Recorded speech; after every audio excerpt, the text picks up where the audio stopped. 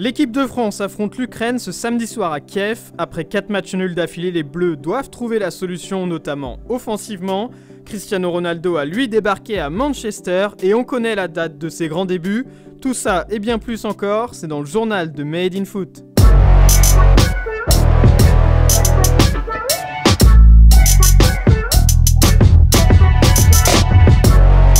L'équipe de France n'avait pas connu ça depuis 2013. Aucune victoire sur les 4 derniers matchs. Une série donc inédite depuis 8 ans pour les Bleus. Entre l'Euro 2020 et le match contre la Bosnie mercredi, les joueurs de Didier Deschamps restent sur 4 matchs nuls consécutifs. Alors pourquoi la France ne gagne plus? Le problème est peut-être à chercher du côté de l'attaque. Depuis la mise en place du trio Benzema, Griezmann, Mbappé, les Bleus semblent se chercher. Alors si Karim Benzema a fini meilleur buteur français de l'Euro 2020 avec 4 buts, son entente avec ses deux compères d'attaque est loin d'être aboutie pour le moment. Antoine Griezmann a lui marqué contre la Bosnie, mais sur la dynamique de sa saison au Barça, il a perdu son influence si précieuse sur le jeu français. Kylian Mbappé est lui sur une mauvaise série en équipe de France. L'attaquant du PSG n'a marqué qu'un seul but sur ses 11 derniers matchs en bleu et aucun sur les 5 derniers. Alors le motif d'espoir pour ce trio magique sur le papier, c'est qu'ils n'ont passé que 530 minutes ensemble sur le terrain depuis le retour de Benzema en équipe de France. Ce compteur restera bloqué ce samedi soir lors du déplacement en Ukraine dans le cadre des éliminatoires pour la Coupe du Monde 2022 puisque Kylian Mbappé, touché au mollet et forfait. Le natif de Bondy est même retourné au PSG, ne disputera pas non plus le match contre la Finlande mardi. Alors pour résoudre ces problèmes offensifs, Didier Deschamps pourrait tenter un coup ce samedi soir, relancer Anthony Martial, l'attaquant de Manchester United qui a raté l'Euro 2020 à cause d'une blessure, n'a inscrit qu'un seul but en 28 sélections. Deschamps pourrait l'aligner en attaque aux côtés de Griezmann et reviendrait au système en 4-4-2 abandonné depuis l'Euro 2020. Devant Lloris, la défense serait composée de Dubois, Varane, Kipembe et Digne.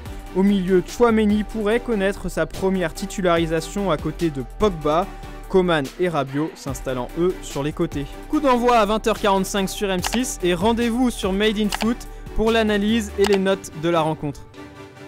Le grand retour de Cristiano Ronaldo sous le maillot de Manchester United se précise. Le quintuple Ballon d'Or, qui est devenu cette semaine le meilleur buteur de l'histoire des sélections, a atterri à Manchester vendredi.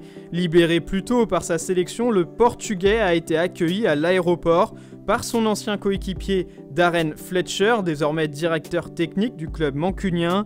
Dès la semaine prochaine, CR7 va pouvoir découvrir ses nouveaux coéquipiers à Carrington, le centre d'entraînement de Manchester. Et son premier match pour son comeback à Man United devrait avoir lieu le 11 septembre contre Newcastle à Old Trafford. Un moment à ne pas rater et qui restera sans doute mémorable. Lionel Messi s'est lui fait une grosse frayeur avec l'Argentine dans la nuit de jeudi à vendredi. Opposé au Venezuela dans le cadre des éliminatoires pour la Coupe du Monde 2022, le nouveau joueur du PSG a subi un tacle horrible de la part d'Adrien Martinez au niveau du genou. Resté au sol de longues minutes, Messi s'est finalement relevé et a même terminé la rencontre remportée par l'Argentine 3-1.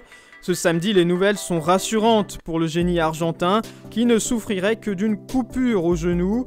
Il devrait même être aligné dimanche soir pour le choc face au Brésil de Neymar. Son ancien coéquipier au Barça, Samuel Umtiti, n'est lui pas au mieux. Selon Mundo Deportivo, le Français aurait même fondu en larmes lors d'une réunion avec la direction du club catalan. Alors que Joan Laporta, le président barcelonais, souhaitait s'en débarrasser et rompre son contrat, le défenseur central aurait refusé, argumentant qu'il était persuadé de pouvoir rejouer à son meilleur niveau. Blessé régulièrement au genou depuis la Coupe du Monde 2018, le héros de la demi-finale contre la Belgique aurait critiqué les médecins du Barça qui n'auraient pas bien soigné ses blessures et selon lui, il serait désormais de retour à 100% grâce à l'aide d'un préparateur physique personnel.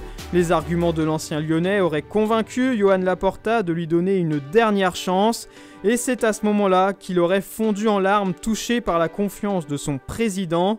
Alors Samuel Umtiti bientôt de retour à son meilleur niveau, en tout cas c'est tout ce qu'on lui souhaite. Et voilà, c'est tout pour aujourd'hui. Merci de nous avoir suivis et à bientôt pour un nouveau journal de Made in Foot.